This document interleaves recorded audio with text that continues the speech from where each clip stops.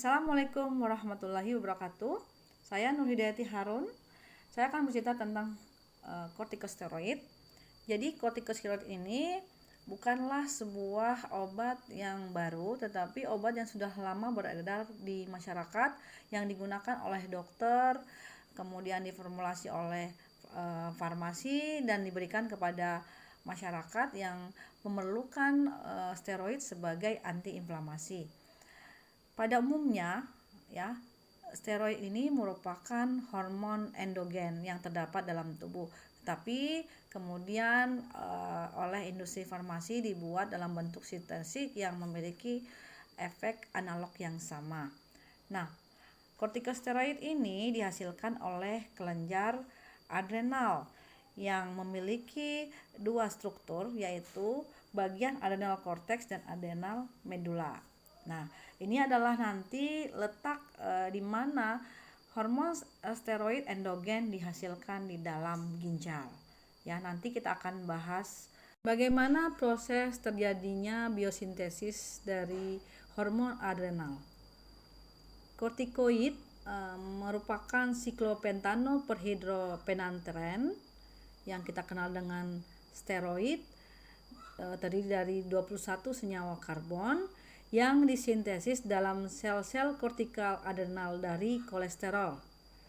Adrenal steroidogenesis terjadi di bawah pengaruh ACTH yang membuat lebih banyak kolesterol sehingga tersedia untuk dikonversi menjadi pregnenolon.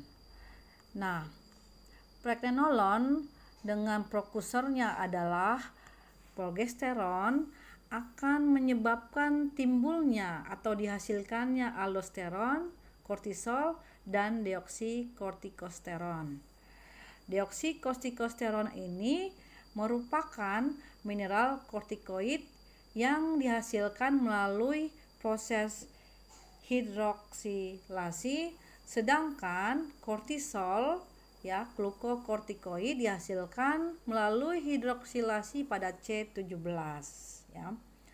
Nah, untuk karbon steroid dengan jumlahnya 19 akan menghasilkan hormon testosteron yang merupakan sejenis hormon kelamin.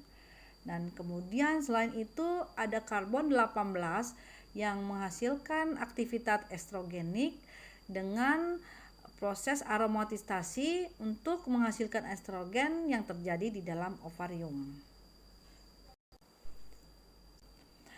Seperti yang saya ceritakan sebelumnya bahwa adrenal memiliki lapisan luar dan lapisan dalam. Lapisan luar ini terdiri dari 3 zona tempat dihasilkannya hormon-hormon steroid. Zona glomerulosa memproduksi mineral kortikoid, zona vasculata memproduksi glukokortikoid, dan zona retikula memproduksi androgen. Nah, fungsi dan perannya dari mineral kortikoid dan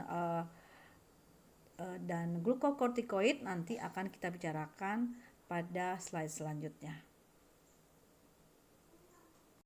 Pada pagi hari, tubuh kita akan menghasilkan hidrokortisone sekitar 10-20 mg. Hal ini bermanfaat untuk proses-proses metabolisme, terutama metabolisme karbohidrat, protein, lipid, dan hubungannya dengan antiinflamasi.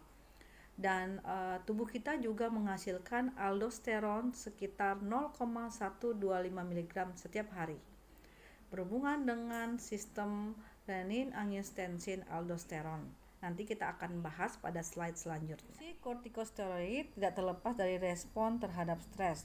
Stres ada 3 bentuk, yaitu stres fisik, yaitu berupa akibat perlukaan, baik berupa kecelakaan atau trauma, atau ketika seseorang mengalami operasi, maka itu adalah bentuk stres fisik. Sedangkan stres akibat psikologis yaitu berupa stres yang menyebabkan timbulnya rasa amarah, emosional. Kemudian stres terhadap infeksi yaitu akibat adanya gangguan dari mikroorganisme, baik berupa virus, kemudian bakteri, jamur, dan lain sebagainya. Ketika konsentrasi level stresnya meningkat, maka hipotalamus akan terstimulus untuk melepaskan CRF, corticotrophic releasing factor, yang akan menstimulasi adenohypophysis atau anterior pituitary untuk melepaskan ACTH, adenocorticotropic hormone, di mana nanti akan menstimulus adrenal untuk mengeluarkan kortisolnya. Nah, tadi seperti dikatakan bahwa dalam adrenal terdiri dari 3 lapisan ya, yang berhubungan dengan korteksnya, yaitu glomerulosa, fasciculata, reticularis, yang berhubungan tempat menghasilkan hormon-hormon dari steroid tersebut. Glomerulosa tempat untuk menghasilkan aldosteron, fasciculata hidrokortison, dan reticularis adalah dehidropiandosteron. Untuk stres yang dalam jangka lebih pendek akan dihasilkan hormon steroid dari medula, sedangkan hormon-hormon yang dihasilkan di korteks akan menghasilkan penanganan untuk stres jangka panjang. Nah, kita mengetahui bahwa aldosteron ini merupakan sejenis mineral kortikosteroid yang berfungsi dalam pengaturan regulasi volume darah, tekanan darah, dan level natrium di dalam darah. Berbeda dengan glukokortikosteroid yang hubungannya dengan proses peningkatan kadar glukosa darah, terus kemudian berhubungan dengan pengaturan hormon seksual. Nah, bagaimanakah timbulnya sekresi aldosteron ini? Aldosteron ini terjadi apabila tubuh kita mengalami dehidrasi, kemudian mengalami defisiensi dari natrium, atau juga ketika tubuh mengalami proses pendarahan.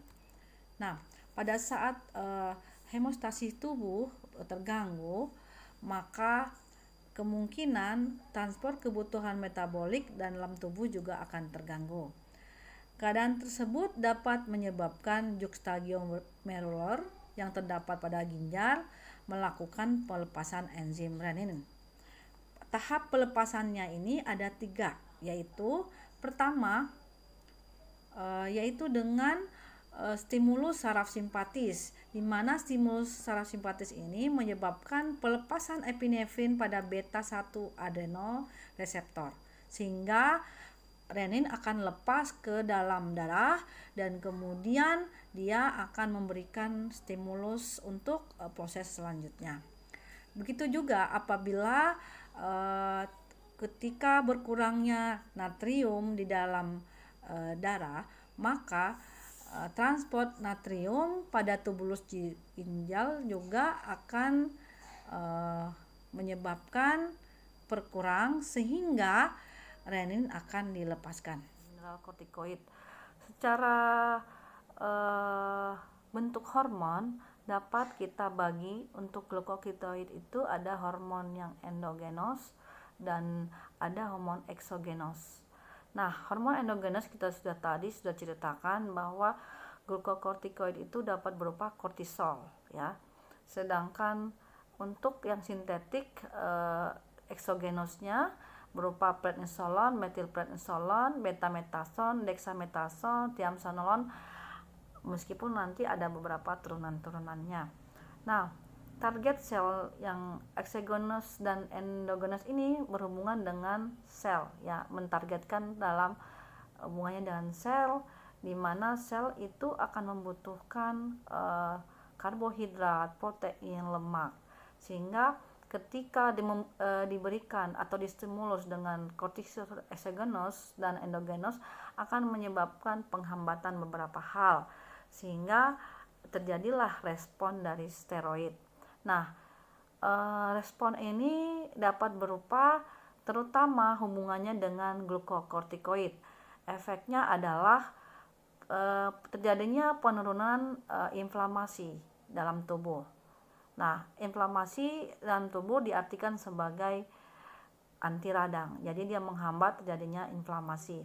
Kemudian terjadinya penurunan respon imunologik ketika terjadi reaksi imun atau daya tangkis, maka steroid ini akan berfungsi menghambat reaksi dari imunologik, sehingga imunnya tidak terlalu bereaksi dengan tinggi. Nah, itu disebut dengan imunosupresa. Kemudian berhubungan dengan peningkatan penyimpanan glikogen di dalam hati, di mana kita tahu bahwa glukokortikoid ini menghasilkan efek terhadap metabolisme karbohidrat, di mana akan jadi peningkatan gluconeogenesis, ya, menjadi meningkat. Nah, ketika gluconeogenesis meningkat, tetapi karena penggunaan daripada steroid ini dapat menghambat penyerapan glukosa dan pemanfaatan oleh sel-sel perifer, sehingga lebih banyak glukosanya ini disimpan dalam bentuk glikogen di dalam hati. Nah, kemudian penggunaan daripada glukosa juga akan menurun. Dan hal yang lagi berhubungan dengan efeknya terhadap protein. Apa itu efeknya terhadap protein? Steroid ini akan menyebabkan terjadinya katabolisasi dari protein, di mana ketika terjadi katabolisasi protein akan menyebabkan terhalangnya atau pemecahan protein menjadi bentuk-bentuk asam amino, sehingga terjadi pelepasan asam amino yang cukup banyak dari terutama dari otot, ya.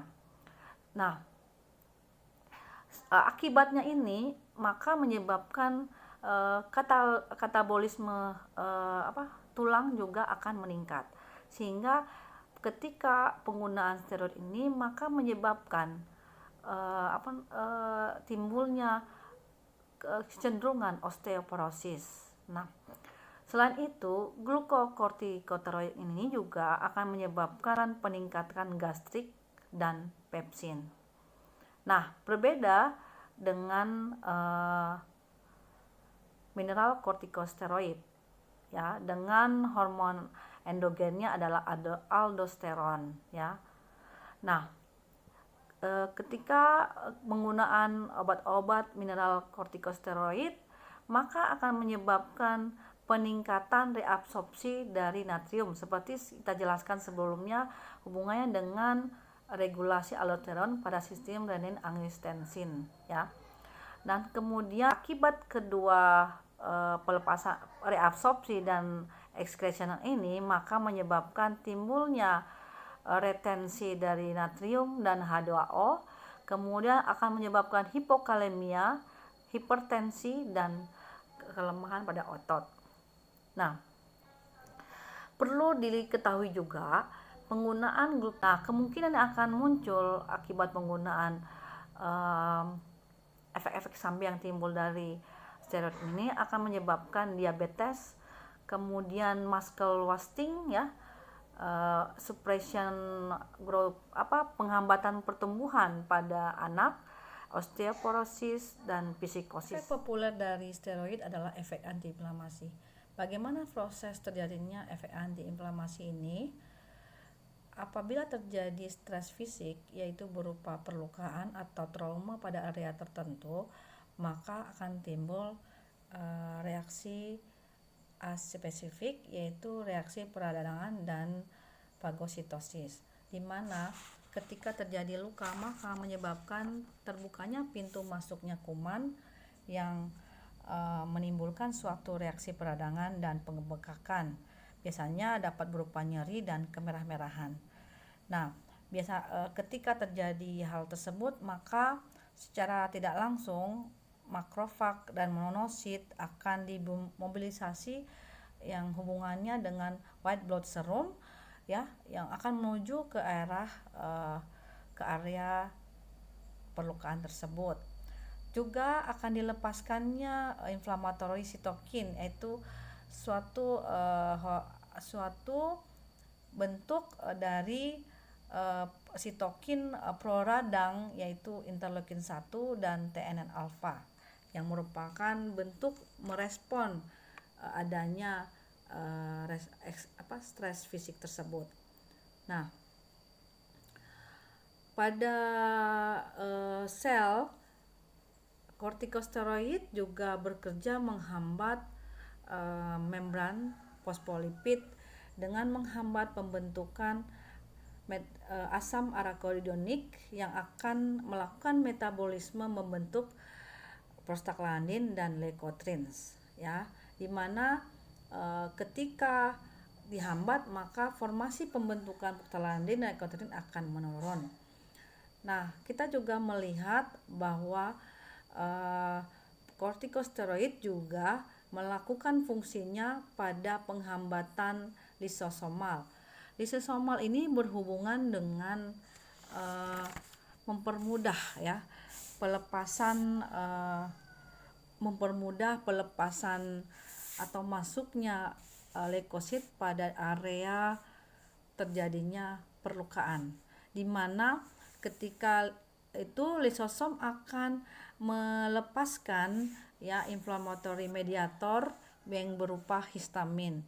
Nah, histamin ini menimbulkan dilatasi pembuluh setempat sehingga meningkatkan permeabilitas pada dindingnya, sehingga masuknya sel darah putih ke lokasi itu lebih mudah melakukan kerjanya dalam melakukan pembunuhan terhadap infeksi atau penyebab infeksi.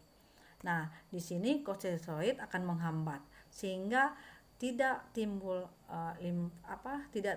reaksi dari histamin tersebut. Nah, untuk itu kita sebagai seorang farmasis perlu untuk secara cerdik bagaimana cara menggunakan steroid ini. Di samping memiliki efek yang baik berupa sebagai antiinflamasi, tapi juga dia memiliki efek-efek yang lain seperti yang telah disebutkan